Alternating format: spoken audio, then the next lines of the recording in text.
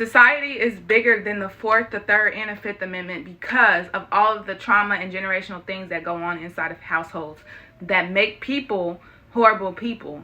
Society is bigger.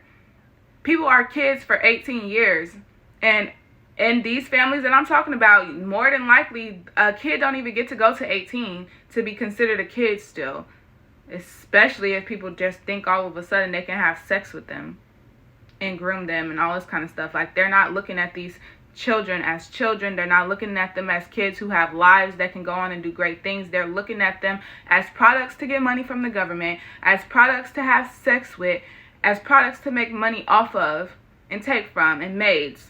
Literally, slavery.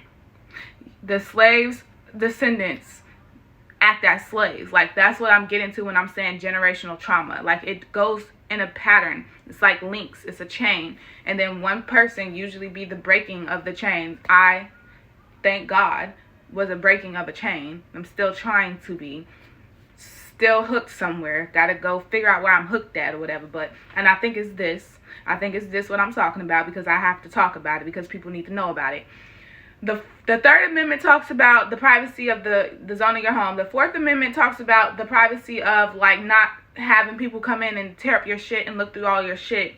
So yeah, and then the Fifth Amendment has to do with self-incrimination, which, you know, technology and social media and all that kind of makes it hard for people not to self-incriminate themselves. There's so many people that be smoking online. They're barely 21. They're not even in a state where marijuana is even legal, and yet on their social medias they're smoking.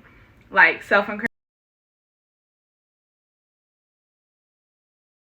Somebody was calling me, but the biggest thing about what I'm saying is these kids grow up to be people in society the same way their parents were the kids and they grew up into society and they had other kids, and this is what's going on in their household. This is what's going on, and this is what they're teaching people is okay. None of that stuff is okay. None of it is okay. And I feel like that the government, I don't know who it is, because I feel like our government ain't our government. I don't feel like the government don't have as much power as we give them enough, like, credibility for. But I don't know what it is. I don't know really what it is. I think it's the people. I don't know. It's like a collective thing. It's like, really ain't no power and no people. People really don't got power. It's God. And a lot of people don't even